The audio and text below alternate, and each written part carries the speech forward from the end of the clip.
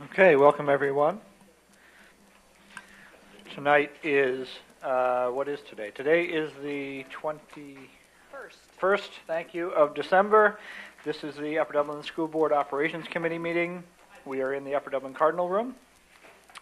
I'm Mark Sirota. I am the new chair of this committee. The other members of the chair of the board of the committee, for this year are Stan Rofsky and Sarah Johnson Rothman. All right, let's get started. Are there any announcements or communications, Ms. Bray? Yes, this evening I would like to just call attention to all the board members. The Transportation Advisory Services Report, we plan to discuss and review at least executive summary on January the 18th.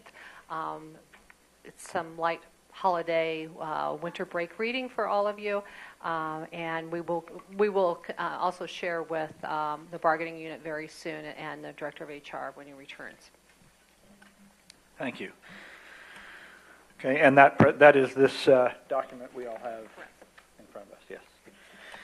All right, we have one presentation tonight from Bob Lester regarding a 10-year draft of a 10-year capital improvement plan.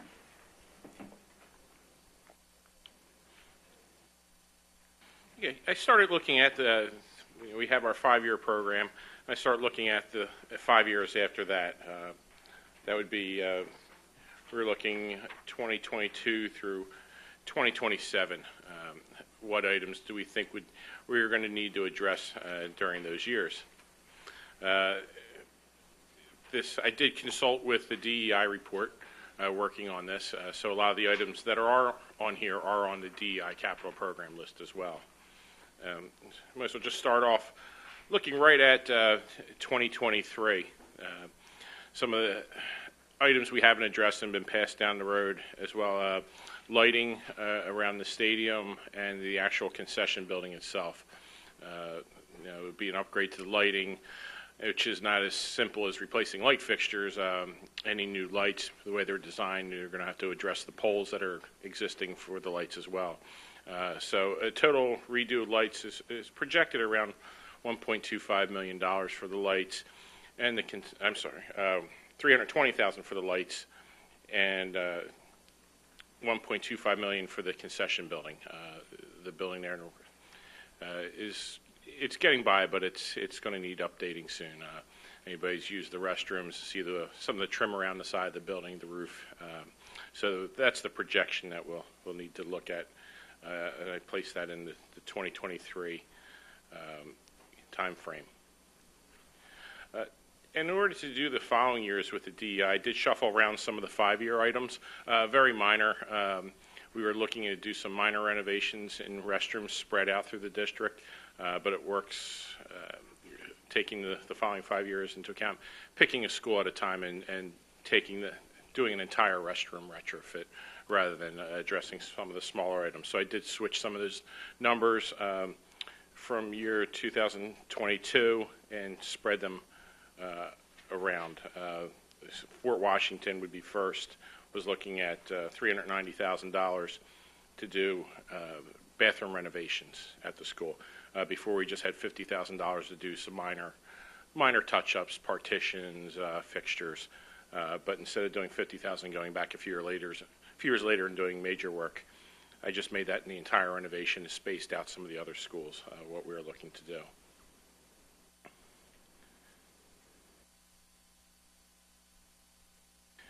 Okay, again, looking back, some of the other items I'm looking at might be easier if I read. That's fine, I'll look.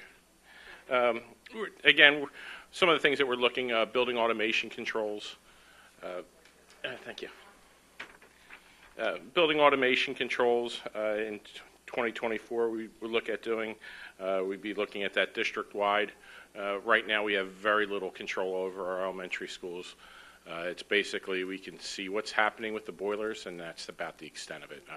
We don't have automation controls over our classrooms, any areas where the energy it really is being absorbed into the classrooms in terms of HVAC, the unit ventilators.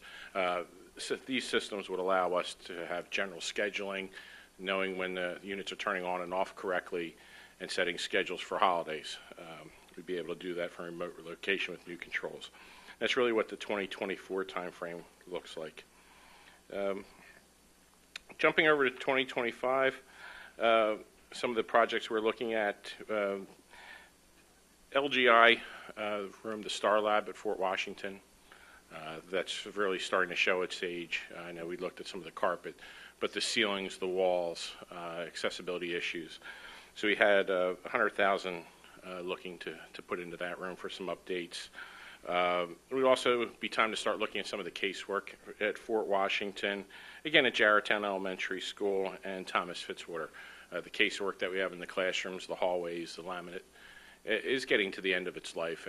We've been replacing 1 or 2 rooms a year where we've been able to, but this would speed that up, and we would address all those issues in 2025. Back in 2026, we're looking at the kitchen upgrades. A lot of the kitchen equipment is getting old. The walk-in refrigerators, we need to do something with all those. So we roughly have $390,000 for Thomas Fitzwater, Fort Washington, and Jarretttown to redo their kitchens as well. And again, each of these years I did put the $100,000 contingency in for anything for price escalations, any other jobs that may pop up that we want to put into this year. And the final year, the big project we've mentioned before is Maple Glen Roof. 2027, building was built in 1999, so you're really approaching that 25 to 30 year frame where we think that roof will need replacement. So that was the large job that we're looking at. We're looking at about $1.5 million to do a complete re-roofing of all the wings of the building and also addressing any of the flat roof areas as well.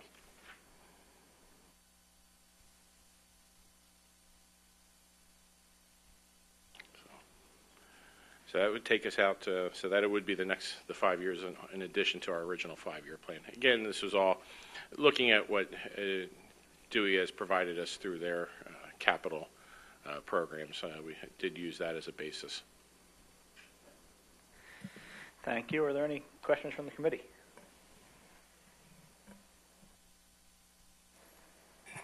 Hi, Bob.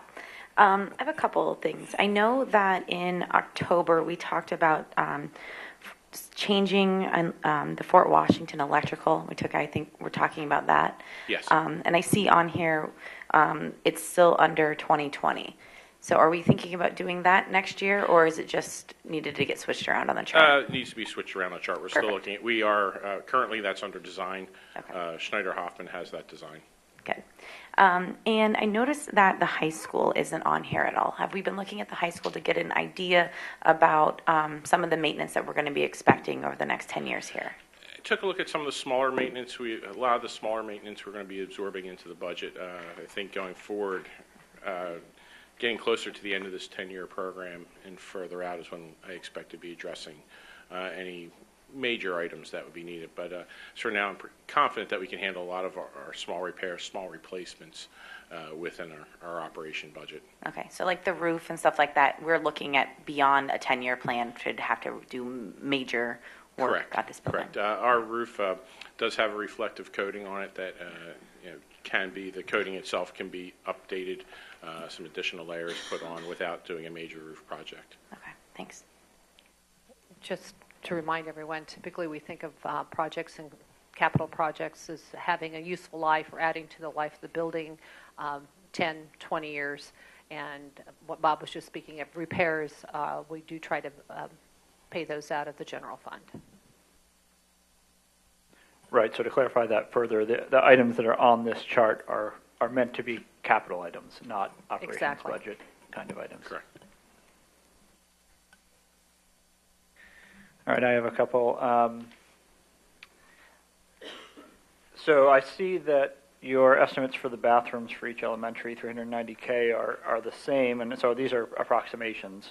Yes, they were the numbers that were pulled off the capital report that we Okay, already had. so that the numbers, that's where the numbers They were come from, transferred from that report onto this. And how far through that report are we at the end of 10 years? How much is left at that point in there? I don't need a dollar, but just give me a sense. Are we most of the way through it, or? We'll probably be 2/3 of the way through. Okay. So I appreciate this. Like we've said at past meetings, no other area school district has anything published more than 5 years except for one, and the level of detail in that one past 5 years is thin, much thinner than this, at least that I've seen. So so I appreciate that we now have more than 5 years. That makes it 2 districts that have more than 5 years published somewhere. And I hope we can keep that going in the future. I would still like to see a bigger picture, very low detail kind of view. You know, the roof on each building is expected to last approximately, you know, until approximately this year, knowing that we'll be wrong, but at least we have a sense. I think that would be a helpful document to have. But this moves us well forward. Something that's not covered in here that I think we'll need to talk about somewhere, probably in finance and not here, over the next few months is, so there's dollar amounts, you know, at the bottom of this we see numbers up to approximately $1.7 million per year in capital projects for the buildings. So we know we have that expense coming, but we don't have, you know, anything that shows, we plan to be able to fit that in the budget. So I'm not sure exactly what form that takes. It's probably more of a finance committee topic than an operations committee topic, I'm thinking, but I think we do need to see that confidence that we can expect to fit that recurring whatever you want to call that, 1.5 million average in the budget over the long haul. So thank you. Any other questions from anyone else? Just briefly, is there a rough ETA on when this might be finalized? I know this is a living document, but when we might actually then start talking about putting the numbers into the budget? Well, thank you. I'll take that as a cue for the financial side to start making some comments. We do have a 5-year projection, which we publicly work on, but it's only a 5-year projection, and starting to try to roll out a 10-year financial plan, particularly when you consider 3 years are the most relevant, and anything much beyond that becomes very foggy. I think that there's ways that we can discuss this other than just at finance. For example, when we start talking about some of the $1.7 million bathroom upgrades, equipment upgrades, that may be a time to start thinking about trying to strategically place renovations or some significant work that attacks several different problems at each of the elementary schools. So then you're not looking at just the capital plan, you would be looking at debt and perhaps some other ways to fund what we're doing. But we can certainly try to roll out our 5-year plan longer than that. But we also have to keep in mind salaries, where PSERS is going, which is much slower than what it has in the past. But medical continues to be a challenge for everybody as we move forward. So we can't just look at funding capital. We'll have to look at funding the other parts of our operational budget as well. Anybody else? Robert?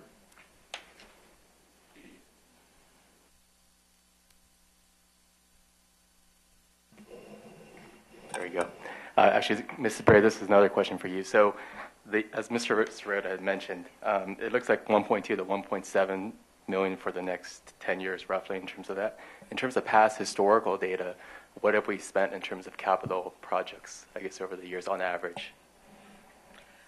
I can't respond to on average immediately, but we went through some very, very dry years when we were working on the high school and during the Great Recession, where we weren't spending maybe more than 100 to 250, maybe some years $300,000 on capital.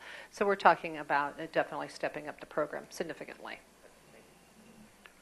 I just want to reiterate Mrs. Srota's comments, where I would hope the final product would be more of a final product, that it would be something that would describe each building, when the building was built, basic condition of the building, where we see it going in, maybe even past the 10 years, a general statement about that. Rather than just, I think there's too much detail in here. I think you can take a lot of this and just combine a lot of the work and just say this kind of work is going to be done. I don't know if we need it so much detailed in here, but I think people need to see what our buildings are, the condition of each building, when the building was built, all in one document. I think it would be helpful, like you said.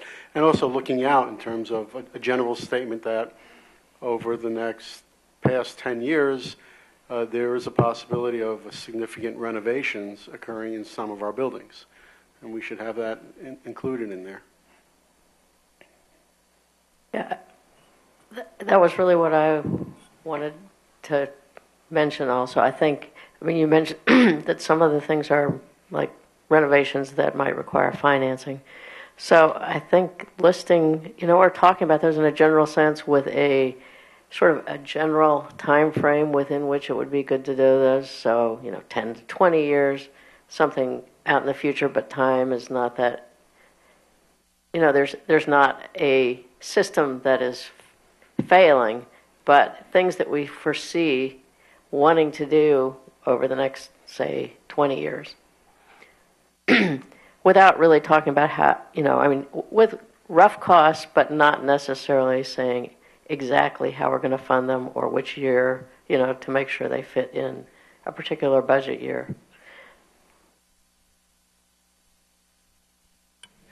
Anybody else? I'm looking at Mr. Lester, and I feel like we're hearing different ideas. There's some conflicting messages. If we're really wanting to get away from listing something out by numbers and go to more soft report, and let's just throw it out there, like Wissahickons, we can certainly do that. If that's what the majority of the committee, if that's what we're looking for. Bob and I don't want to put words in your mouth, but we really thought that you wanted to see dollar amounts and specific ideas that were taken from the Dewey report and laid out on a timeline. So I apologize if we misread what we were supposed to do, but if you can give me some assistance, I would be most appreciative.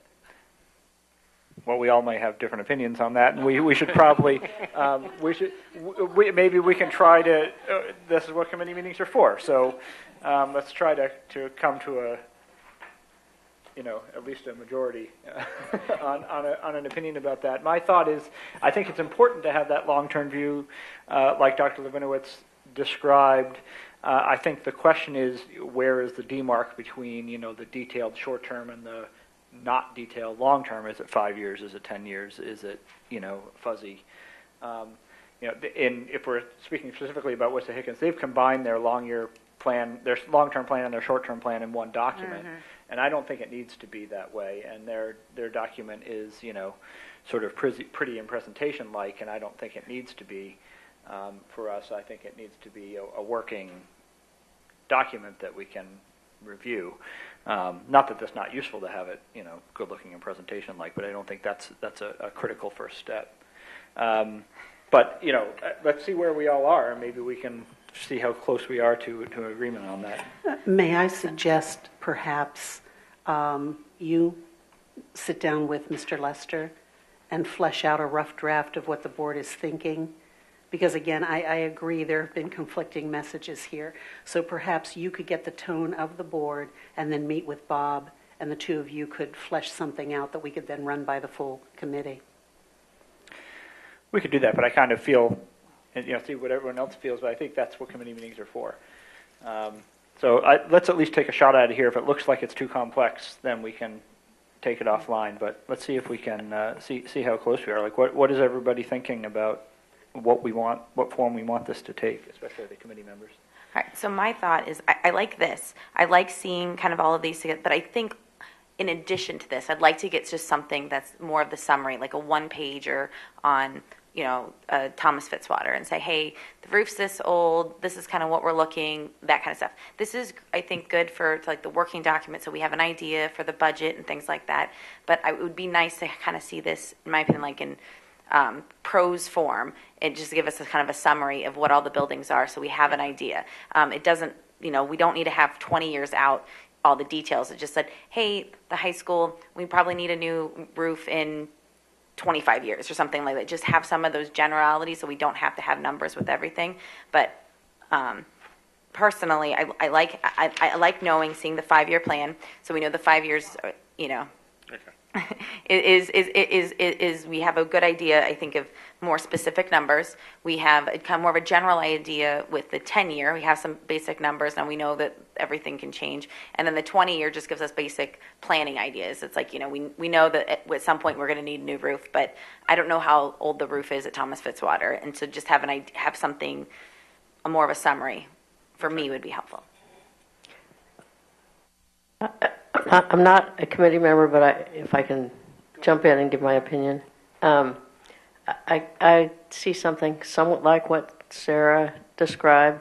I think having the 5-year plan with numbers by year and items is good. That's the sort of detailed planning horizon. And then maybe a text list of something like 5 to 10 years and then 10 to 20. With numbers, and not necessarily how they're going to be funded, or making sure that, you know, we have what fits in the budget, because part of, you know, the long-term plan is we both have to have things in the operating budget, the capital budget, and if we need to finance anything. And I think that's what helps us determine if the plan is reasonable and fits along with what we want to do with Sandy Run. And that's part of what I think the Project Review Committee was requesting. And I think that makes sense. Anybody else? Okay, so I think I have a sense on this, and I can sit down with Bob or with both of you at some point, and then, you know, I'll be away next week, but we'll find a time sometime soon to make sure we're all on the same page about what we're looking for. Did you have something else, Ms. Bray? Well, one thing I heard tonight that I wasn't really expecting is we can put together a roof summary. And I heard that from a couple of you, because, you know, the roof work and about how long it should go out. So that isn't that difficult. That's not what I, before tonight, thought was what we were looking for. But I'm sure we can do that. For me, it's like the roof, the major systems, just the ideas, the big things that we're looking at. How old are they? How long? What's their life expectancy? Exactly. What are those big projects that we're going to spend a lot of money on down the road? When you said a one-page summary, that helped a great deal. I think there was some agreement across everywhere. Yeah, Sarah said, you know, that. 1 page per building. I actually, you know, my sense is I'd rather see, you know, and Joan said sort of by time frame, you know, 5 years, 5 to 10, 10 to 20, because for budget planning, it doesn't really matter which building it is. It just matters when and how much. But, you know, we can hash that out, I think. A lot of this information, I believe we already have. It's just it's spread out through other documents, and it'll just be a matter of compiling into one document. Yeah, just giving us something easy to look at. So, right. So I think the takeaway is I will meet with Bob and maybe Brenda or both sometime between now and the next Operations Committee meeting, and we'll report back on what form this report will take going forward. Does that sound good to everybody? Okay. All right. Thank you, Mr. Lester. Let's move on. Next, minutes. We have minutes from the November 16th Operations Committee? Yes, I believe they have been shared with everyone, and you can go in and comment to make any changes, and they will go to the board for approval on January the 8th of 2018. And just to verify, I believe it is the case, Brooke, that the entire board can see those even before they're approved, right? Because some of the former committee members are not committee members now, so I just want to make sure everyone who needs to see them can see them. Yes, okay. Yes. Thank you. Good point. Okay, thank you. All right, let's move on to the reports and recommendations. Step 1 of the RFP process for Sandy Run. Who wants to take that one? You want me? I can take that one. You want to take it, Bob? You want me to take it? I'll take it. I can take it. So on December 11th was the date when the RFPs were to come back to the district. All 4 architects did respond, and we sat in a room and reviewed those for a couple of hours. and then a number of us took them home to review in more detail. In that time, Dewey Engineering, who is our consultant on the process, took them back and reviewed them, sort of scored them in detail. And we have a recommendation that is attached to the agenda. That recommendation fundamentally is summarizes the responses in that stage one, as everyone hopefully remembers, was to review everything that we've done to date, comment on that, validate it, and if you have any other options, please let us know. All four of them had basically the same message that that everything was fine, nothing was incorrect or incomplete or inconsistent, and while there were some, I'll say, minor nits picked on some of the numbers, they were minor nits. So fundamentally, they supported everything that the Project Review Committee reviewed, and therefore supported the conclusion of the Project Review Committee. So after reviewing them, the recommendation is to narrow the field to 3 of the 4 firms. That would be Breslin, KCBA, and Schrader, and have them move on to step 2. And step 2 would be to prepare concept plans for the district, present them to us, and we would interview, hear those and interview each firm, and then, in theory, assuming we liked what we saw at that point, pick one and move forward to a design phase. The specifics of option 3 that we're recommending are to have them prepare 2 plans each. One is a new building, and I'll read specifically from the recommendation, a new building concept plan with the assumption that there will be no modular classrooms and that all students will remain on site for the entire construction period. That is largely to support the recommendation of the Project Review Committee, which was in part, and I don't have the wording in front of me, but that disruption should be minimized over time. And then a second option, we'll call it 3B, a new building concept plan with 20 on-site modular classrooms, therefore allowing the annex building to be vacated and demolished in the first phase of construction. And the reason to ask them for that, one of the responses pointed out that if we were to do that, you might result in a very different building than you would if you tried to work it in between the 2 buildings. And we'd like to see what the cost would be like, how much better the building would be, if at all, and in what way it would differ, so that we can have more information to decide whether that's a sensible approach. So we would have 3 firms prepare those 2 options, 6 options in total. And according to the schedule we had laid out before, they would be requested to submit that information on January 29th, where we would hear those presentations and interview each of the teams. Any comments or questions on that from the committee? So we still think that's enough time. If we pick them, I guess, tonight and ask them to go forward, we think that's enough time that they're going to have to prepare option 3A and 3B. Yeah, we think that's enough time, and more importantly, they think that's enough time. So that's they were what I mean. asked that. They were asked that specifically when we met with them for the tour of the facility on, I don't remember the date. Do you remember? It's right. It's over Thanksgiving. Yeah. November 20th, I believe. No, November 20th. They were all together with us at Sandy Run. We asked them that question, and they felt there was enough time. Okay. And so we're not at the point where we're spending money, right? Like when along the process would it be anything where it would cost us money to do this?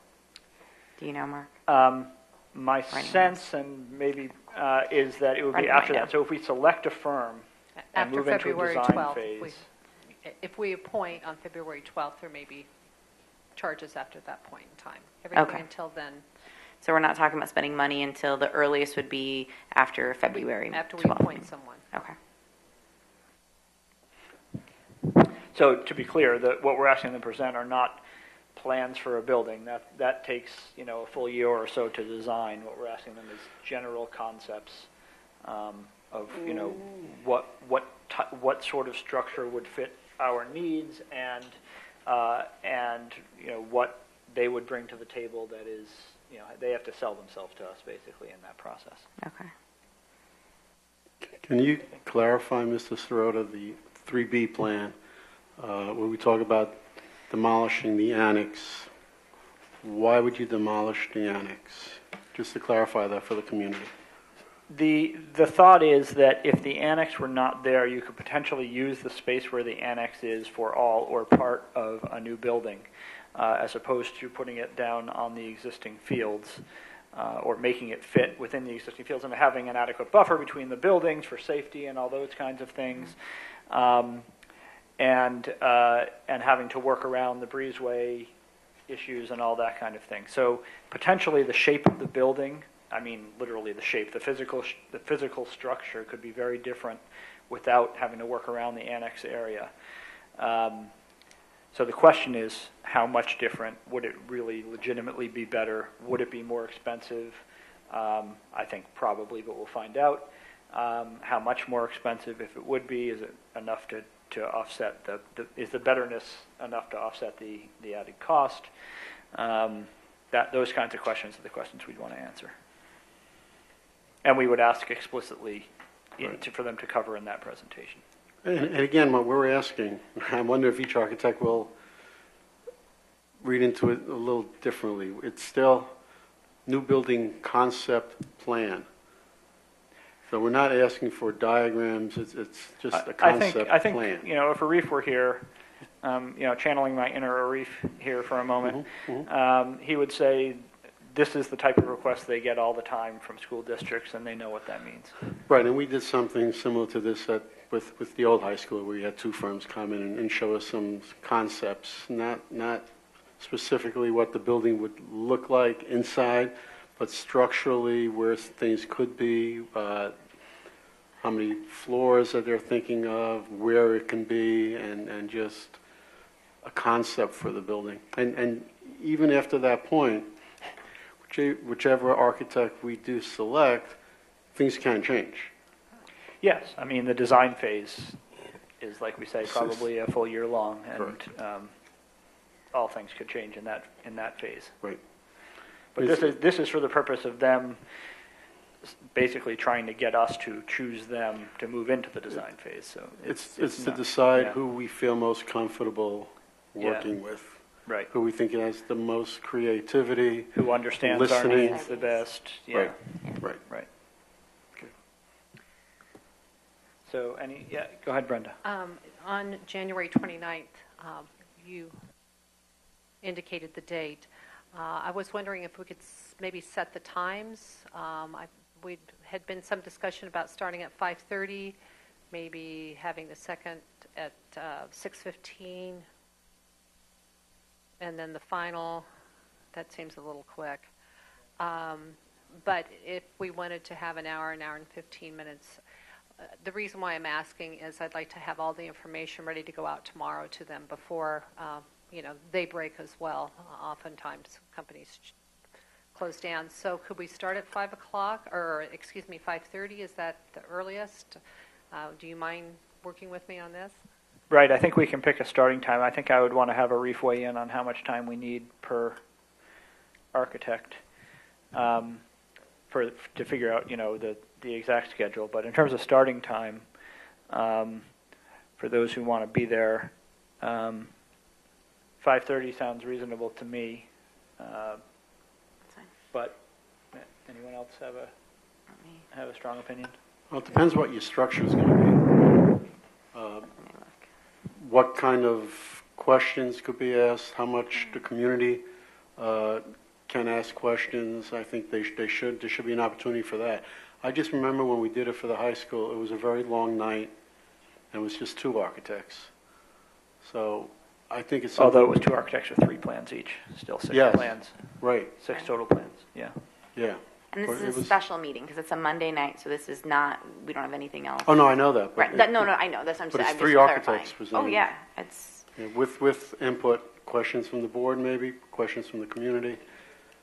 I mean, that's It's a long night.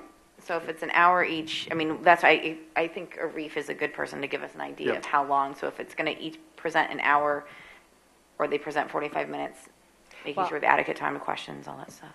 I should have started, he suggested 5 o'clock, then 6:15 and 7:30, giving each team an hour with 40 minutes for presentation and 20 minutes for questions and discussion, and then about 15 minutes to transition in between. So that was his recommendation. 5 o'clock is earlier than 5:30, Yeah. but if we pushed it back accordingly, half an hour. Yeah, I mean, I don't really want to start before 5 because I think that makes it really difficult for people to come and watch. So I think 5:30 makes sense to me personally. What do you guys think? And we normally start our committee meetings at 6, so we're still talking about earlier than that, but I think we're anticipating a long night. A longer and night. That's a justified thing, and we have a fair notice, Where, more than a month's where notice. were you suggesting that we do this? That's something else that would be good to discuss. Certainly, we need I believe, someplace where we have some nice display capabilities, perhaps this room, the top of the barn, although we may have too large of a crowd. Yeah, and it's got to be bigger. I feel like it's here or the forum room. No, we would be using, on projectors on carts. So in here is probably the And we best. could open up, to have both screens available that Yeah. night if we needed to, certainly. Yeah, I would anticipate a decent crowd, I think, so in here, both sides be the way to go. So it essentially would be like 5:30, 6:45, and then 8 o'clock. And it will be a long evening. But very interesting. And we'll see the Cardinal Room. Let's say the Cardinal Room. And we'll check and make sure that Yeah, it is I'm just, available. I'm just not sure about how much time we're putting aside for community input. I'm just remembering the high school. Do you anticipate, so I wasn't there for that, but is it community was- input for well- each architect and then another one for the overall, or just for each architect? I believe so. So what do you think, multiple nights? What do you think, Art? Well, I mean, I guess the point that you made was it's only 2 presentations and 3 architects.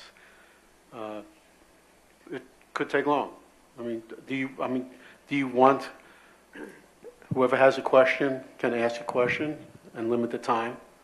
You can do that. I mean, there could be at the high school we had it was in the high school old auditorium and it was pretty crowded. It was crowded. We had a long run of questions. Are we going to But to go 2 nights would be less Very- convenient for the public, I I know. would think. Would it make sense to move it to the PAC if you think there will be that many Yeah. folks? Yeah, I mean, I was thinking of that. It's, Okay. Why don't we do that then, Brenda? Okay. Mark, is there a tech solution perhaps to audience participation in some way if we are allowing people to say, type questions in? If people have the same kinds of questions and we don't have to, I don't know, maybe this is a question for Phil and it's offline, but just a way to streamline it? Yeah, we could do that. We could have people submit questions online as it goes, and then read them and have them respond. We can talk about that We can between talk now and then. about We have that. a month to out figure how that we can out. do that. Is that compliant with board policy? That's a good question. That's one of the things I would want to figure out. Yeah, we'll have to figure that but, out. Yeah. we have, like I say, we have a month to figure that out. Okay. But Art, I mean, I hear what you're saying, but we're already talking about a very long night. I think in some way, unfortunately, we're going to have to limit it and take more feedback at another time. But we'll start at 5:30 and go till we're done. yeah. So And we'll give the architects an idea about how long their presentation should be. Mr. Right, V. Yeah, and so for Program of Studies night, we already have worked out a protocol where as a presentation happens, concurrent with the presentation, participants can ask questions. The questions then can also get voted up so you don't have redundancy in the questions. And then you can take the questions in order, and those questions are all archived for public record. So that's something that we can work out, and we can work with the architects ahead of time to get their proposals or their presentations into that kind of format so that we can do that as an idea. Right now, where the All right, proposal figure would that be to have the architects present basically that would be the first time we would see it. It's not we're going to get them in advance necessarily. That cuts time for them to prepare. But like I say, we have a little bit of time to figure this out. So let's take that time to figure it out. We can still give word to the architects that the idea is to have a presentation on January 29th right away. Mr. Rapsky, you had something. Well, also, we can have these architects interviewed on a Saturday, Also, we got to think about what if it snows? There could be a delay. And I think it's good that we're looking at or having the architects coming up with those two proposals of having the modular trailers, because we did have experience with it already, and I believe it was successful. It also will give us a different option of placement of the new building, higher ground. Maybe it needs less site work. Not only that, it will put the kids in a better environment in terms of the heating and air conditioning. So, and not to mention the less of a time restrictions. If they're in the modular classrooms, so what if they're in there another 2 more months? At least it's a good location or a good atmosphere, I guess. Gosh, I set up. We're building a new building by Citizens Bank Park, and we just set up 3 double wides full of furniture, and it's like you have a room as big as this. You have a room as big as this room, where we have boardrooms. So it's like the modulars are very. You can adapt them to any, whether it's classrooms or larger rooms or conference rooms or whatever. That's all. And Mark, do you see at the end of this night, or shortly after the night, we're going to say architect 2, plan 3B, or just architect 2? No, I think we would say just architect Right. 2, because then we move into design phase, and the design might turn out to be completely different than the concept plans that are presented. I agree. So again, it's more important in the presentation who we think spend the most time preparing for the presentation, who came up with the most creative ideas, but not deciding that this architect without the modules, that's what we want to do. So it's just a matter of it's going on a second date, and saying we're going to this is who we want to work with. We're not sure where we're going to go. That's right. I agree with all of that except potentially for the most creative ideas, because I fear that the annex would have won the Creative Ideas Award, and won some kind of award. So the most creative makes me a little bit nervous, but but yes, I hear you, Tisha. With the creativity, it's all good, but will there also be a financial limit given to the concept? Yes, they know they're working with the same starting information that they presented already, which has the educational specs and all that kind of stuff, which drives a dollar amount, which was presented to them. So I don't think we're giving them any new information to design from. They're designing from the information we've given them already, which does include dollars. So they would give, it's a great question, they would give us an estimate for both of their designs. Yeah, that's one of the key questions is it more expensive or cheaper to go with A or B? Right. And what's the difference in terms of site work? What's the difference in terms of the transition process and disruption? What's the length of the project. Length of the schedules, everything. That's right. Mm-hmm. When in our schedule will the board have time to deliberate publicly? Would it not be till the legislative meeting, or do we need another meeting date in between? We probably don't want to do it that night because it's already a late night. And we'd like to be able to look through all the materials in more detail. Absolutely. I'm trying to dig back to the schedule we had put together previously, see what we had in there.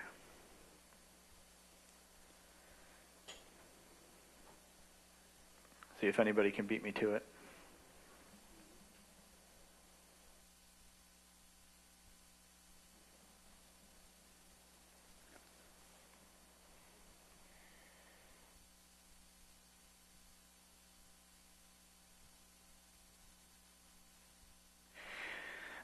Given that we don't have the answer in front of us, we don't need an answer to that right away, I don't think, but it's an excellent question that we do need to answer. The thing we need to decide right now is, are we prepared to move forward and let the four architects know of our decision and have them begin work? And I think I've heard from the committee that that's the recommendation. Yes, Sarah? Yes. Yep. All right. Then I will notify Arif later this evening. Thank you. Okay, let's move on then. Anyone have anything else to say about that before we move on? Just to make sure, that's a big topic, so I want to make sure we've got it. Okay. Maple Glen Elementary School air conditioning proposal. Bob. Yes, we had earlier in the summer contracted with DJ Vervarelli to come out and do an evaluation on Maple Glen Elementary and the cooling system. What originally started out as a cooling tower failing, needed to be replaced, led us to look at the chiller also. It didn't make sense to put a new cooling tower on a chiller that still uses R22 refrigerant and would probably be needing major work shortly. So it was recommended that we look at a new system. What we didn't know is what is the capacity already built into the building. We really weren't sure how much air conditioning we could put in the building if we increased the size of a chiller. Vervarelli's report came back that the piping throughout the building and almost all the ventilation units, the only exception would have been the gymnasium ventilation unit, are capable of accepting air conditioning, and the pipe sizes will handle chilled water throughout the entire building. So Vervarelli has come back with a recommendation. It gave several scenarios, but the recommendation is that if we're going to put a new chiller into this building, that we size it to cool the entire building, including in the gymnasium, which would include some modification to the air handler for the gymnasium.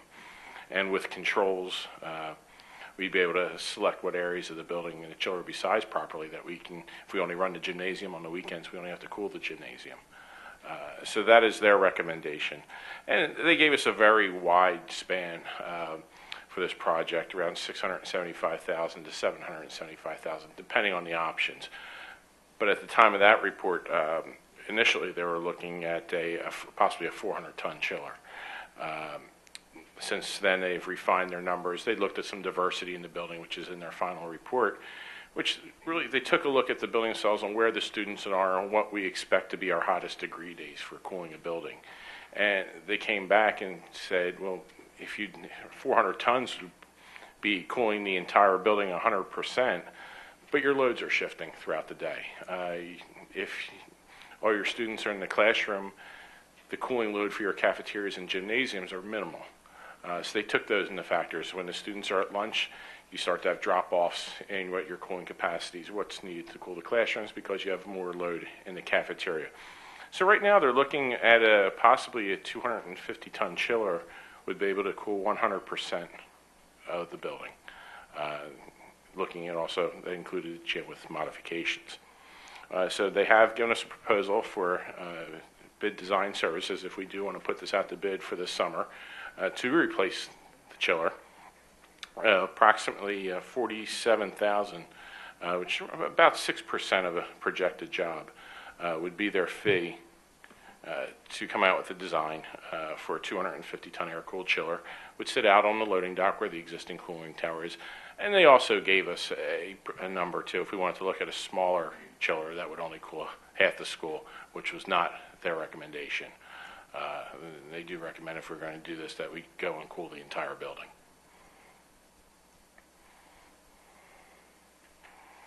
Thank you. Any questions from the committee? Bob, did they suggest any additional improvements in insulating the building that could perhaps lower the capacity of the tonnage?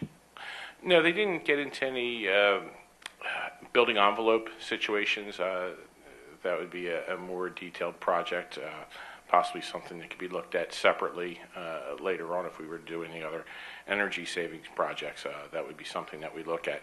What they did look at, and they did need to verify, is the insulation on the piping. If the piping was designed strictly for heating, the insulation would not be acceptable for chilled water. We'd start to get condensation coming through the insulation on hot, humid days. They were able to verify that we did have the proper insulation on the piping. Maybe a little bit would need to be added in certain spots. But they did look at some of the other control systems. Some of the recommended three-way valves that we have now could be eliminated. Go to strictly a two-way valve. And we already have variable speed drives for the pumps, which they would be enhancing with new chillers. And they would allow the control system to speed up and slow down the pumps, which would build efficiency into the pump operation. Right now, we're pumping at a constant volume and just modulating how much water is going through the air handler and how much was returning back. It was a nice way to do it when the building was built, but it's not the efficient way to do it now. So that those efficiencies are built into this project in terms of looking at the valve replacements. Will each classroom have its own individual heating, air conditioning unit? Yes, currently each classroom has their own ventilation unit. It's mounted in the ceiling. Then we have larger air handlers that do the library, the main office, cafeteria, and gymnasium. So this would be individual controls for each classroom. And we have VAV boxes that would control the individual offices that are currently installed. Would they each one of those need to be replaced? No. We would say we'd probably some reprogramming on the controls, because right now, majority of them are only programmed to operate in heating mode, which is simple modifications on the control side to allow them to switch from a heating mode to a cooling mode, to allow the valves to open or close depending if it needs to heat the room or cool the room. Great, thank you. Mark. I just want to note the packets that we have in front of us are missing 2 pages. That's what I was going through, and I'm like, I'm not seeing the number. So pages 2 and 3, 2 and 3 on the packet, that's the electronic one, that has the, for instance, the price, the chiller replacement options says the fee is $42.5 for the 150 ton, and then the fee is $47.5 for the 250 to 225 to 250 ton. Mm-hmm. I don't see that in here in the. Oh, it's on. It's online, yeah. But I was going through the written, the printed. Okay. And it's not numbered, so that's why you can't. But for those who do want to see it, with apologies, it is available on board docs as an attachment to this agenda item. Yeah. Thank you. If I understood Mr. Ropsky's question, if we were to do building envelope work first, is it likely that we would end up with a smaller size chiller, significantly enough to make it worth delaying chiller work before doing building envelope work? I think that was the question. No, it's just increasing efficiencies in the building envelope and insulation, but I mean, could there be zoned? Could it be zoned with the air conditioning? Because I mean, gosh, if it's summertime, the more southern part of the building would require more air conditioning versus. Yes, the way the building is set up currently, it is already zoned. Okay. So we do have the zones built into place, so which allows them to use this diversity of the students moving around through the day. As they leave the classroom, that zone will back off in the cooling request. The room that they enter will increase the cooling request. So that's how they're looking at their numbers. And the size of the chiller may jump up when they look at their final design drawings. I don't think changing envelope will definitely help the efficiency. I don't know if they would recommend reducing the size of the chiller based on building envelope, because other factors would contribute. And most of these chillers that they're calling for now, they do have turn down ratios where they can back down on capacity. That's just the highest tonnage, but they can back down to 25% of their capacity and still operate efficiently. And over time during the summer, chillers do need cleaning, and during the summer you will lose some of your efficiencies and capacity. So at the start of the year, when you're have performed all your preventive maintenance and the chiller is 100% ready to go to the season, midway through the season, that efficiency will drop off, so you go back and clean it again. So those are all looked at when they factor in their capacities. Like a suggestion of I'm not sure if the gymnasium has ceiling fans now, but big ceiling fans that could circulate the air, perhaps cut down cooling costs. I don't know, just suggestions, that's all. Is it, do I understand correctly that even with these a big single chiller system, we would be able to heat, for instance, on weekends, only the gym or only the cafeteria? That's correct, and Okay. we're not changing the two-pipe system that we have. We're using the existing pipes, which makes this a project worth looking at. If we're adding pipes, it would be a much costlier project. So that's why we are able just to drop the chiller in. But yes, we do have the ability to, on weekends, the capacity would be there to separate sections of the building, and that's one of our building automation system. That's one of the best parts about it is like you can schedule the room per the hours of operation. Now we know the students arrive in the classrooms at a certain hour, 4 or 5 o'clock. Okay, 5 o'clock, the teachers, the students are gone. It goes into a night setting where we reduce the temperature or increase the temperature depending on what season it is, and put more of our capacity into where we were working at night. If we have activities in the cafeteria, the art room, or gymnasium, even the library, we can schedule those so as people are in there, it runs, and when everybody leaves, it goes to another setting. Okay. Any other questions from anybody? Titia?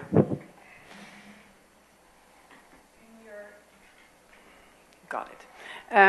In your overview that we talked about earlier, there was a comment on upgrading remote control for all sorts of things. Will that be included in this particular bid as well for this particular chiller, or is that already taken care of? Yes, there is some controls built into this project. The one advantage Maple Glen has of the other schools is it does have a more advanced control system. There are already zones per classroom individually. We can go and look at individual classrooms now. So there would be less of an upgrade. That's why the numbers would be significantly higher to go in, put control systems into the other elementary schools, because right now we can only look at major systems at the elementary schools, such as a boiler room or maybe an office, a rooftop unit for an office. Maple Glen already has that capability of looking at every classroom and every zone. And then being in the classroom part of the day as well, I know that different teachers have different strategies for cooling and heating. Is there a way that you can override or control things, or so that we Yes. don't end up spending a fortune heating or cooling? It can be programmed. Yes, it can be programmed several ways. I know the way we have it in the high school right now, and is in terms of Maple Glen, is we pick a standard temperature for the room. They have buttons on their thermostats. You can either disable them, not give them any choice, or you can allow it to maybe vary 1 or 2 degrees off your set point, either up or down. So we do have wide control. Any chance there's also reporting on that so we can see if there are particular areas or classrooms that tend to be kept cooler or warmer in the appropriate season? Right now, I don't know what the trending is. That's something, it is built into most programs. It's what package is purchased and how it's set up. But most do have a capability to go in, and as long as they're enabled, you can actually record, do a trending what the temperature of those spaces are. Okay. You have 357,500 in the 2018 column in the capital plan. How does that jive with these numbers? That was looking at just a cooling tower replacement and some other controls, some pumps. This number is significantly higher, but we're also getting a much larger project. So will other things need to shuffle around to accommodate? That's something we'll need to work with finance with. Okay. Any other questions? Mr. Kim, Dr. Kim? No, my question. Oh, Yeah. sorry. So, timeline. What were you thinking of in terms of timeline for this project? If this is approved to move forward to the full board vote, we can let them start their design in January and have bid documents ready for February bidding and awarding in March. This is a project that is very feasible to do this summer. Okay, so possibly this, and what do you think would be the full cost? Are we up to 650 to 750? We're in the range of 675 to 775, depending what we design, how bids come back. I was concerned, there's a number 10 here, where they talk about the items that are not included.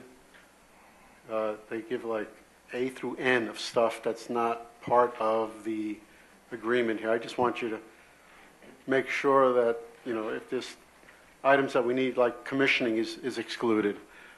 Cost estimating is excluded. As-built drawings are excluded. They seem to exclude quite a few items. So I think these are standard for the engineering services. The as-built drawings we would get from the contractors. They would take their shop drawings, convert those. They gave us a ballpark price. They're not doing individual cost estimating that you would do on a larger building, a larger project. They did look at the electrical system. We do not need. We don't need upgrades. There'll be what is included though is the new circuit breakers. We verified with PICO what size our transformer is, what our incoming service is. That was all part of their initial evaluation. When they say commissioning is not included, what is commissioning? Commissioning is a very detailed report. On a building this size, we'd be able to do it ourselves. Where they send somebody around with a separate thermostat. Yes, this thermostat is accurate. Yes, this damper moves open and close. But we'd also be involved in that process. That's a lot of what our staff would do during initial building startup, system startup. We would be with the technicians, and we'd be watching that and verifying that as well. Okay, and working at Eastern with an air conditioning project that didn't go very well, do you have built into the contract eventually that there's a guarantee in terms of how the temperatures can fluctuate in the building and how cool it can get?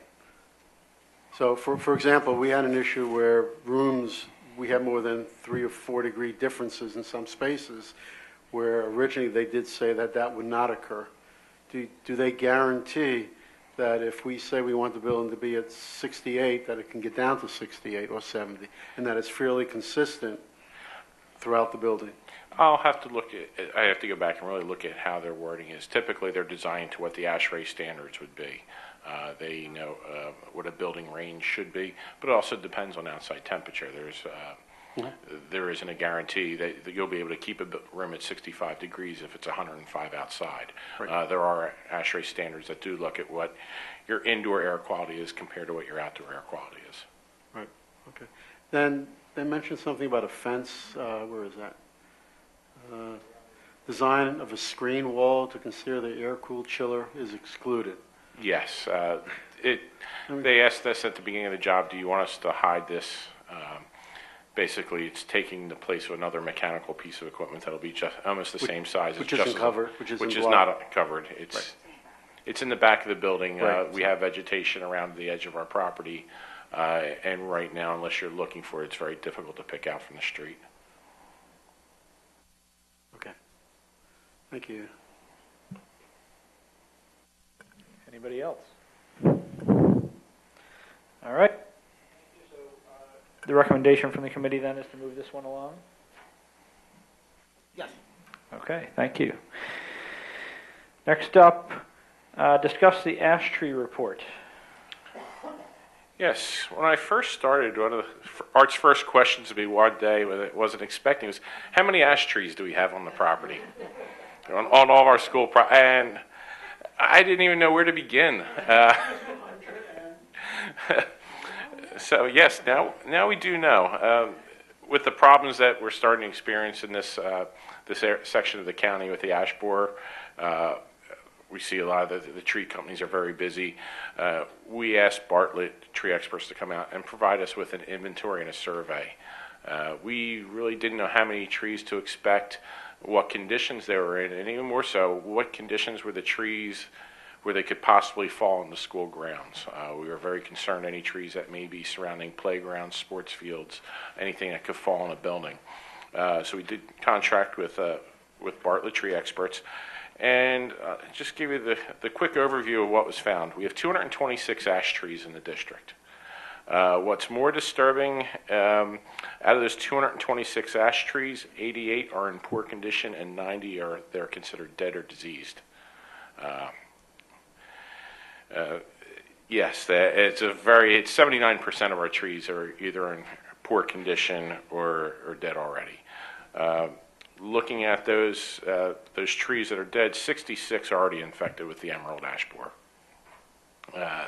And they're recommending that we remove 108 of those trees. They've broken down to level 1, 2, and 3 priorities. Level 1 is we should be addressing within the next year.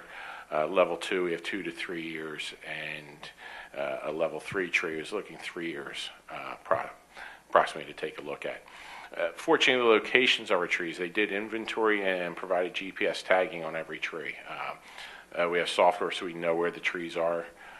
They did list which ones are in danger of falling. Fortunately, many of our trees are in densely vegetated areas that if they did fall, they're not going to have any impact on our fields, near our buildings, or any place where anybody could be. The most trees that we have are in the property along Jarretttown Elementary, going towards Jarretttown Methodist Church. It's a very dense area. So a lot of those trees, if they were to fall, they will remain in an area that is not occupied. As part of this recommendation, they did point out we did have 2 trees that needed immediate attention. One tree was at the administration building they feared was going to fall on the Limekiln Pike, and the other tree was behind our baseball fields. The trees have been taken care of. Yes, we had the trees at the administration building taken down, and while the tree company was there removed, they gave us a great price working. We didn't have a set schedule where they were sending their people over when they had time, so they gave us a great price. We were able to remove 6 trees for that. The one tree that was getting ready to fall into Limekiln Pike, we were able to remove 5 other trees in the immediate area that would be in the list for the next 1 to 2 years at the same time. And our price was $1,500, so that's actually less than I would expect for one tree. So it made a lot of sense to take care of that. So now we're able to take this with this inventory. I have some more meetings coming up with Bartlett, and we're going to come up with a plan. How many trees do we need to take here? And we can come up with numbers. Are these trees that we can drop with our grounds crew, or are they going to take more technical skill where we need to bring out, go out to bid with a tree company? We're hoping some of the trees that we were just able to, if we can just drop the trees and use our staff to dispose of the smaller trees, they can just chip up. We're hoping to keep the cost significantly down.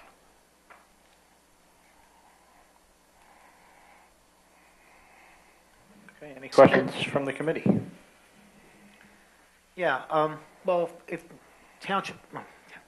school district forces, if they do drop the trees, they can just leave them sit there, couldn't they, and just let nature do its work? I mean, they do provide shelter, food for wildlife, and so on. We do have areas that we can do that. That is correct. Other areas that, no, they're too close to the property. We'd be afraid of children climbing on the trees. Children tend to wander away from the play area during recess, and the trees become a climbing hazard for them. In some of the trees, we've been lucky enough people have asked about firewood, where we've been able to dispose of a lot of the trees without having, where the tree company came in and just dropped the tree. We had people asked to have the wood, so the wood was removed off the site for us. But yes, the trees that we would drop with the grounds crew are going to be trees that are not located near any buildings, any fields, and more than likely we can drop them in an area where we can leave them to just to rot away. Also, did we think about harvesting, getting a lumber, not a lumber yard, but a company that does harvest ash trees? Because it's a hardwood, and as you know, make baseball bats out of ash. So, could that be an option? I mean, absolutely. Since you have so many of them, I mean, I'm sure a lot of them are straight. Absolutely, up. And they did provide us with trees. We have the listing of the trees. We know their diameters. We know their lengths. And as we go out to remove the trees, that is something that can be discussed with the companies that we're bringing if there is a market for any of the wood, or if they just recommend chipping it up and hauling away the wood chips. Understood. Thanks. Of course, most of the ones we want to drop are the ones that are diseased or damaged, so the wood is probably not of the quality that most harvesters would want, but we certainly can ask the question. And what we're finding right now, there is a flood in the market of ash trees. Ash They're tree having more of a problems. problem finding where to dispose them. People I know who burn wood on a regular basis are right now inundated with ash. I spoke with John Rogers downstairs because he does like to harvest wood, and he is one person we thought about if we were to cut wood. And right now he says anything anybody's offering him is ash. He's not finding the oaks right now. Anybody else? Well, it seems to me like one we don't have a lot of choice on. So I think my recommendation is certainly we should move this forward. Yes? Okay, thank you. No, actually, it's more of a report of what was found. Thank you, yep. But we will be using this to build the budget for next year and start incorporating to the next 3 years. And so there's some work starting this year, which will. Yes, we've already started on some of the work. But the bulk of it is in future years, I Yes. guess. Yeah. Okay, next up is relocation of the track throwing area. Yes, we were approached by several of the high school teams, lacrosse and track. They are interested in moving the location. Right now we have set locations for discus, javelin. We have the pads already poured in. The location of those areas right now are outside the fencing of the stadium, so when they do have a meet, they're really spreading people out. You're having to leave the stadium, come back into the stadium. And so the track team was interested in having these areas, throwing areas within the confines of the stadium. And when lacrosse heard about this, it also opened an opportunity up for them as well. So what has been proposed is to take the throwing areas and move them to the field that is behind the scoreboard, the upper field closest to Church of the Open Door.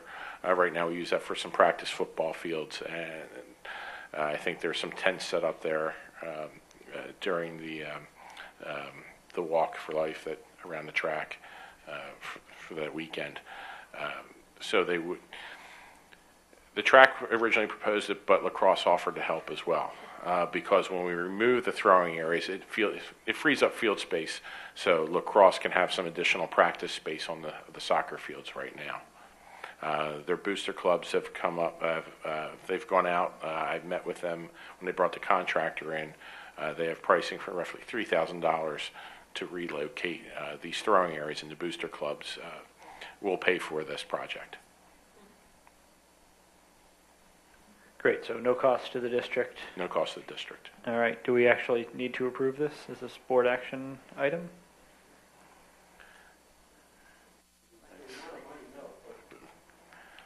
For use of space. Because of a donation, I think it's helpful that we do approve it and acknowledge the donation. And certainly, Mr. Schultz knows that the donation needs to be on his list and be reported to the board at the end of the year, but we'll have it on the agenda to be approved, and so we can start talking about it in January, if that meets with everyone's approval. Okay, so recommendation of the committee is to move it on? Okay, thank you.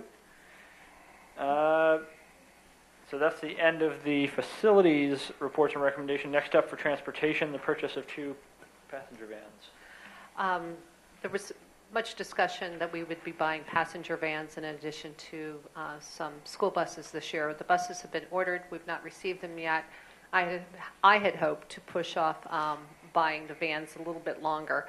However, one of our mechanics reported last week that we put up a van with 199,000 miles on it up on the lift, and started taking a look, and it was going to take about $10,000 to have it really be road ready again.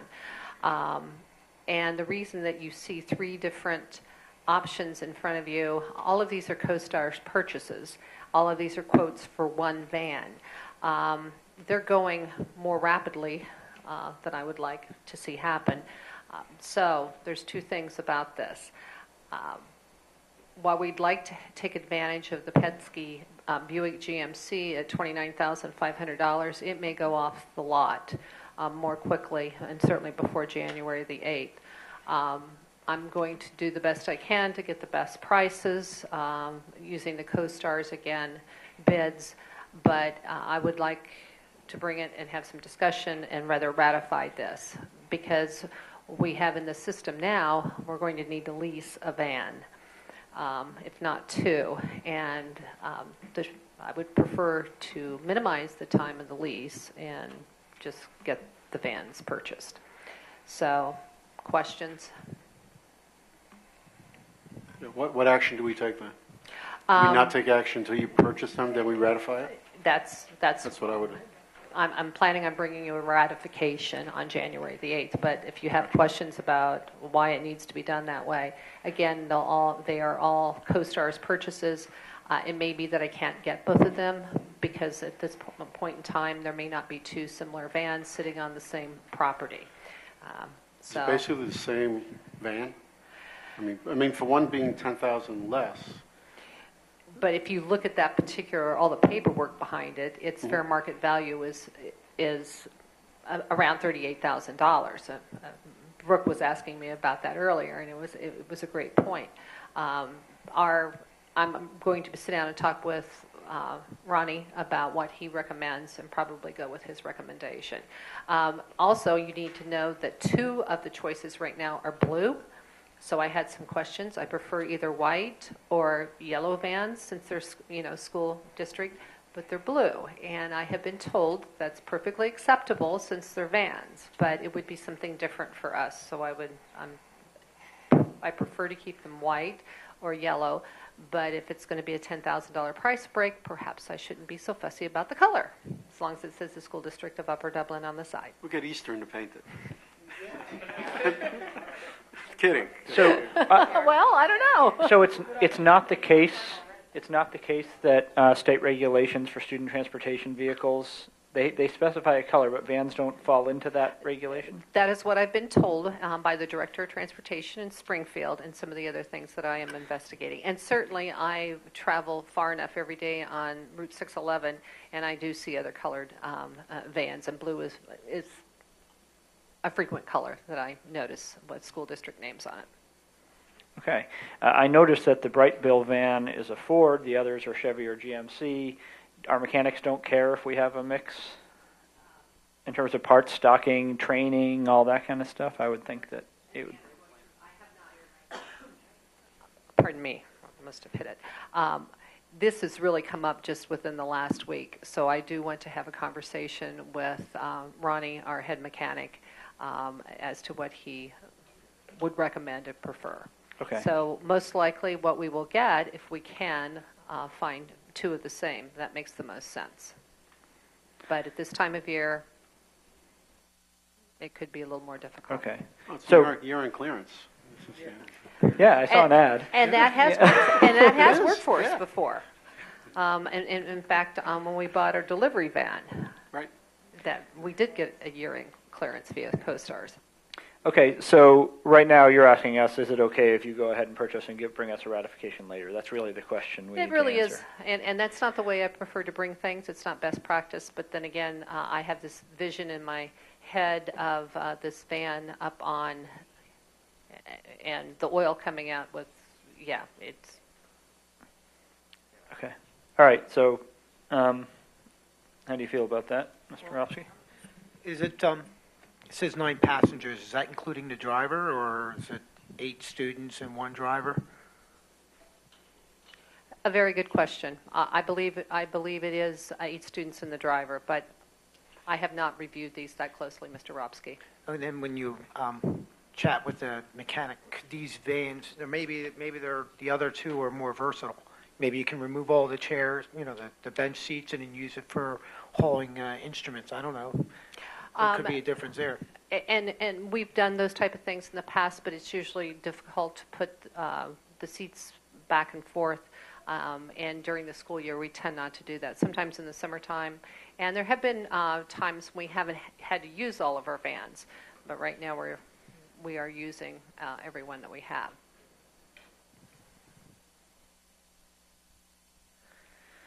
I'll go back to the announcement.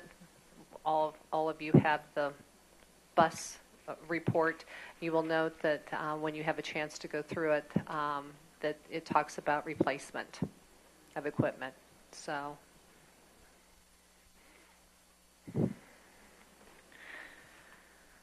Okay, so Sarah, all right, so we will accept or recommend that you go ahead with this and bring us a ratification later.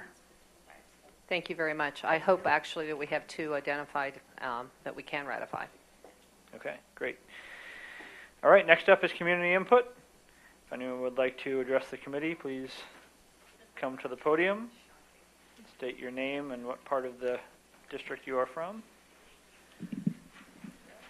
Jen Kuznets, Fort Washington. Who was on the Sandy Run Middle School organizational team? And then I know I've missed a couple of meetings. I was trying to keep up to date, but it seems like tonight it's not a matter of if we're doing or what we're doing, we're picking an architect and we're doing it. So was there some sort of, I didn't see a formal proposal from the organizational team on anything to the rest of the board, but again, maybe I missed it. Usually don't we have to vote on a recommendation or I don't know, something. So that's my question for that. And then on the 5 or 10-year plan, I think that maybe we should consider adding furniture for the elementary schools. I think it's original furniture. Pretty sure I saw Ginny's initials on one of the desks at Fort. True? No. It's original. They're original and they're falling apart. So I think that's probably a big expense over the course of the buildings. And then just talking about the Maple Glen cooling units, I feel like Fort is really falling behind on the updates. We're the only one without the electrical updates. We're the only one without the window updates, and so on. So I just am wondering if this is going to end up being high 6s, high 7s, it's going to end up pushing other stuff even further down the line. And, the windows have been pushed for 5 years now, 4 or 5 years? I don't know. So at some point, we're going to have to bite the bullet and get that building going. And then just to talk a little bit about the 5-year plan and seeing, and I know I brought this up before, the Fort Washington air conditioning plan of just doing the gym and the cafeteria, I just want you really to think about that before you spend almost $500,000. The coolest part of Fort Washington Elementary School is the front of the building. It does not get direct sunlight. It's surrounded by trees. The gym opens into the front hallway, which has all the offices with the air conditioning in it. The gym opens into the cafeteria. The cafeteria exterior walls are shaded in trees and ground. It's pretty much the coolest part of the building. So, and not to mention, the gym, the kids are in there once every 4 days for maybe 40 minutes. They're in the cafeteria for 20 minutes a day, and that's it. Those other 6 hours, they're in their classrooms. Some of those classrooms reach 90 degrees. 97, I think somebody recorded the one day. I just really think to bring air conditioning to a building for the sake of saying we have it, it's not a useful way to spend the money. If we've got to upgrade the electrical anyway and we have to upgrade the windows, maybe the window system becomes something that can support window units. Part of the reason why we can't do window units is our electrical, but it's also the windows are not able, because of the way they pull on the bottom, to support a unit, from what I understand. So I just think we really need to think, I hate to say don't put AC in the building, but I just think it's going to be a waste of money. It's not going to cool that first grade wing, that second grade wing, that third grade wing. Those students, go for a day on a hot day and just sit in there. You could go for any sunny day. It's the outside of the windows, they're in a courtyard, it's blacktop. There's blacktop above them. There's no way to cool those rooms. So I just really think that you need to think before just spending the money to say that you're spending the money on that. And then as far as the ash tree thing, is there a replanting plan? 108 trees are a lot of trees to cut down and not replace. Do we have a plan for that? I think that's it. Thank you. Anybody else? Okay, so we'll close community input and try to answer some of these questions. Who is on the organization team? Okay, I'm going to do this from my head. It is myself, Dr. Wheeler, Ms. Bray, Mr. Lester. Art, I think, has come to all of the meetings. Arif participates in those meetings. Joe Chmielewski was part of the committee. Jill Clark, the principal. Joan has come, I think, for the last two. Dr. Ludwig, is that about? I think that's right. Did I miss anybody? So that's who the organization team is. And are we just moving forward? Do we need to have a formal vote? So what we're doing now is we're still, this is a step. I feel like what we've been doing has been an information gathering phase, and this feels like we're moving slightly past the information gathering phase. But like we said, we're still not committed to anything. So we are moving forward with. We've got information that supports everything we've done so far, including validating all the information that the Project Review Committee saw, and therefore the conclusion of the Project Review Committee is the conclusion. So, which is, paraphrasing, when our long-term capital plan indicates that we are ready, the project should be a new building. So we're going to review the possibilities of a new building and get a little closer to what would a new building look like, how much would it really cost, on what schedule could it be done. In order to get to that, we need to hear more detail from the architects. Assuming we like what we see at the presentations on January 29th, sometime soon thereafter, we would formally pick an architect and move forward into a design phase. That's when the trigger is really pulled on moving forward. What's the date of that? On February 12th. So between now and then, I think we need to get to the other part of the committee's recommendation, which is the long-term capital plan, which we made great progress on tonight, and I'm sure we'll continue to work on that hard between now and February 12th. So I wouldn't say that we have formally made a decision to move forward. We haven't voted on anything, but I think the timeline that we're on suggests we could make that decision as early as February 12th. Mark, I thought it was a very good question. Are we bringing, this recommendation is coming to the full board next week? Is it? I mean, we had a recommendation to the full board, didn't we, about the 4 architects? Did the board approve that? So this is going to be a motion for the next legislative meeting, or not? I don't know that it needs to be. We could make it one, but I think in the meantime, we're going to ask the architects to get started. But to be consistent, I don't see, we'd have nothing to lose and plenty to gain by doing this. Yeah, sure. We can. I think it should be a motion that we'd lose some time. I think it would be the next legislative. Well, that's not till January 8th. Hey, yeah, but we'll move forward. So are you suggesting we should wait? We should hold off on notifying the architects until then? No, Respectfully, I would not do that. I would do that. And please remember that under school code, we did not need to actually take board action, but we did in November. So before we heard the initial presentations or opened the bids, opened the proposals on December the 11th. So the board, there doesn't need to be any board action, and as I indicated earlier, I thought I would basically issue the invitation to proceed tomorrow morning. Then at a minimum, this needs to be mentioned at the next legislative meeting. Oh, definitely, absolutely. And the decision that this committee is recommending, so at least that's out there. Yes, an informational item in the operations section of the legislative meeting would make good sense. Right. Okay. All right.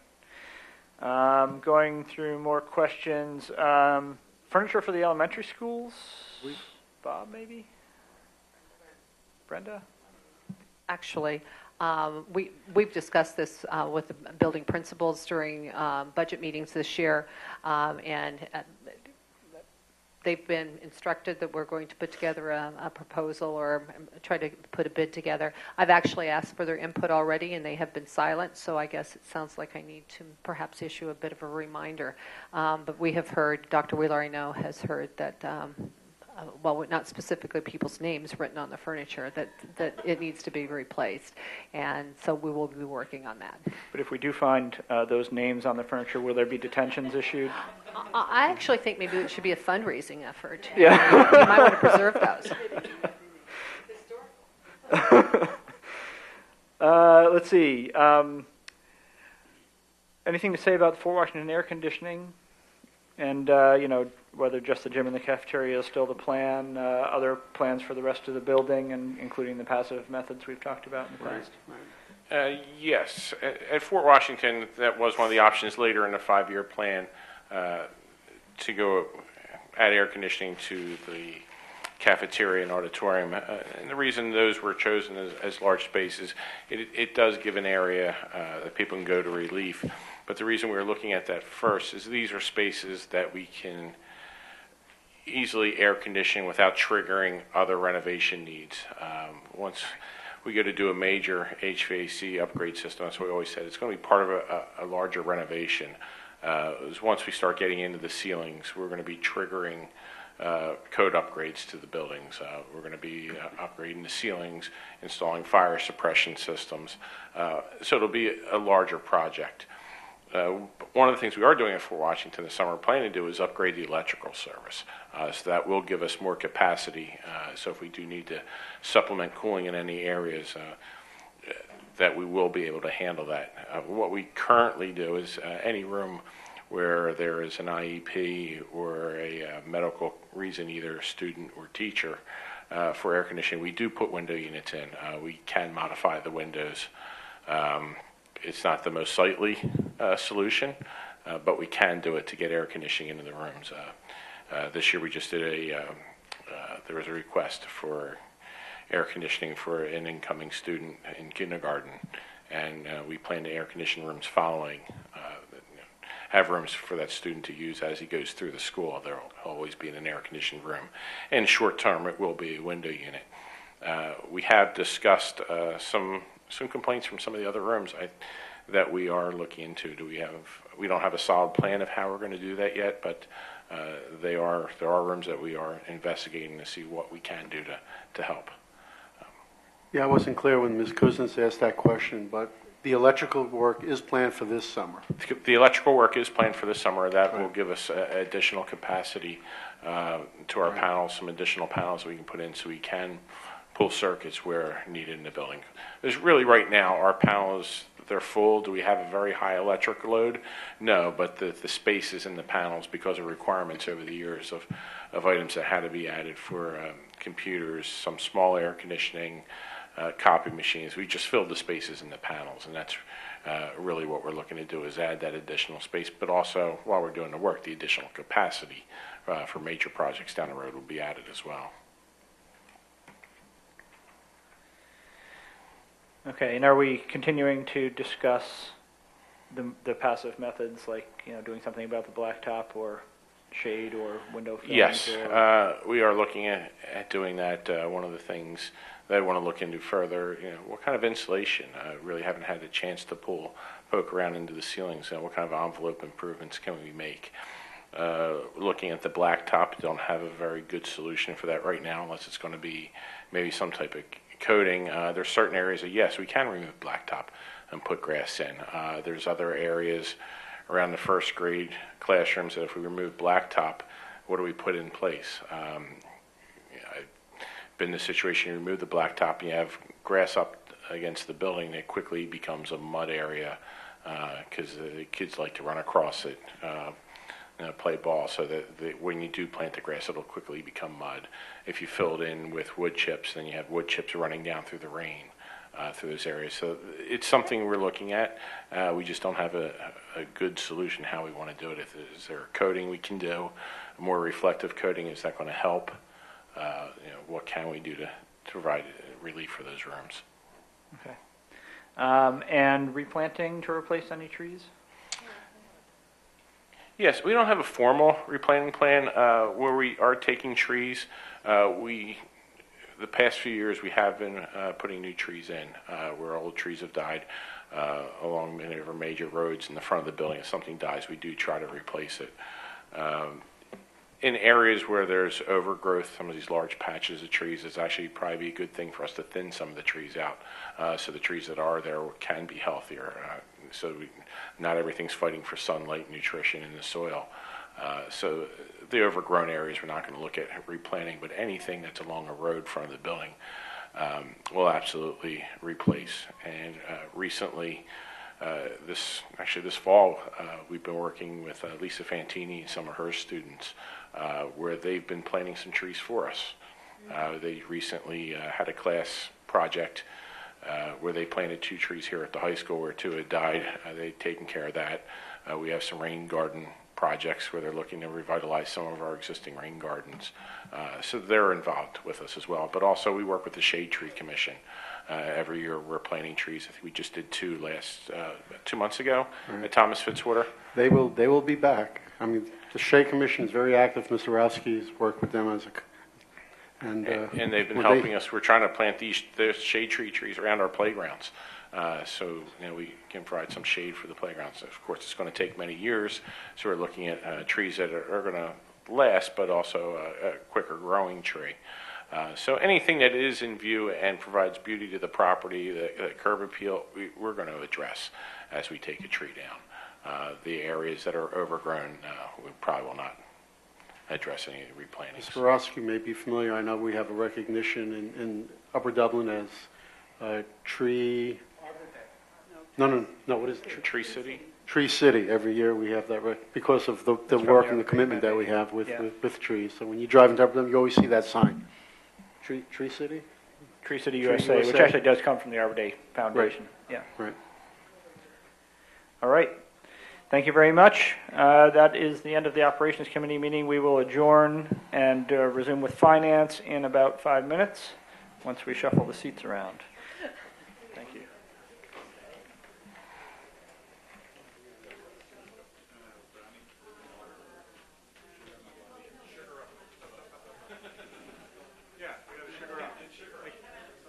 This presentation was around 3 o'clock. I was ready. Here's a number. Here's some numbers. I'm taking that.